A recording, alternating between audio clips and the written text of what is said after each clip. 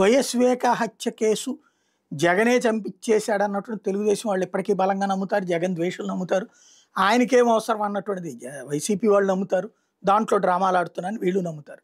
అదే సందర్భంలో సునీతే చంపించేసింది అన్నటువంటిది నమ్మేటటువంటి వైసీపీ కార్యకర్తలు ఉన్నారు. ఇదంతా కథ నడుస్తుంది. తాజాగా సునీత వేసినటువంటి పిటిషన్ సుప్రీంకోర్టు ఆదేశాల మేరకు సిబిఐ కోర్టులో మళ్ళీ మొదటి నుంచి విచారించాలి. జగన్కి భారతికి ఫోన్లు ఎందుకు వచ్చినాయి అన్నటువంటి 5ంటికి ఎట్టా తెలిసిందని అప్పుడు అజయ్ కల్లాన్ చెప్పాడు కాబట్టి దాని ఆధారంగా విచారించాలి. తర్వాత ఇతర అంశాలకు సంబంధించి ఏదైతే అక్కడ ఉన్నటువంటి పిఏ కృష్ణారెడ్డి మామూలుగా ఎప్పుడు పర్మిషన్ అడగడు, అట్లాంటిది అమ్మ ఆయన నుంచి లోపల నుంచి సౌండ్ రావట్లేదు, తలుపు తీయమంటారా అని చెప్పి అమ్మకి ఫోన్ చేశాడు. అంటే అతను ఎప్పుడు అడగంది ఇవాళ మొదటిసారి అడగడం ఏంటి? అట్లాగే రంగయ్యని లోపలికి కూడా రానియరు, అట్లాంటిది రంగయ్యని లోపలికి వెళ్ళమని చూసి రమ్మనమని చెప్పడం ఏంటి?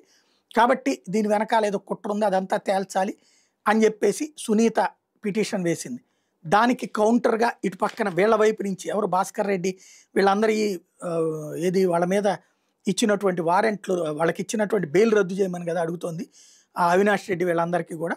ఇప్పుడు ఆ అంశం మీద వీళ్ళ వాదన ఏంటంటే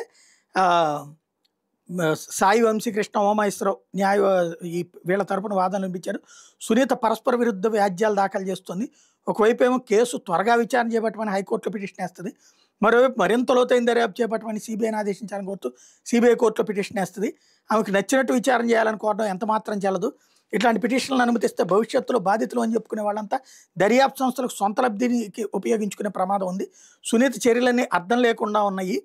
సత్వర విచారణ కోరుతున్నారా లేదా విచారణ ఇంకా జాప్యం కావాలని కోరుకుంటున్నారా అనే అంశం మీద స్పష్టత లేకుండా ఆమె న్యాయస్థానాలను ఆశ్రయిస్తున్నారు. ఇష్టం వచ్చినట్టు చేస్తున్న పిటిషన్లతో కోర్టు విలువైన సమయం వృధా కావడమే కాదు, విచారణ ఏళ్లు పట్టే అవకాశం ఉంది. ఈ కేసులో రోజు విచారణ చేపట్టిన ఉన్నత న్యాయస్థానం ఆదేశిస్తే ఈ కోర్టు మళ్ళీ సిబిఐ దర్యాప్తునికి ఆదేశించిన నిష్ప్రయోజనం అవుతుంది. న్యాయస్థానంలో కేసు విచారణ ఆలస్యం చేయడానికి సునీత ఇలాంటి పిటిషన్లు వేస్తున్నారు.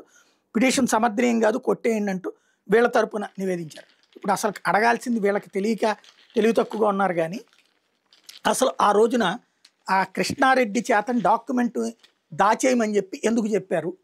రెండవది మొట్టమొదట సుధాసింగ్ దర్యాప్తులో కాగితాలు డాక్యుమెంట్లు మిస్ అయినాయి అన్నటువంటిది ఉంది.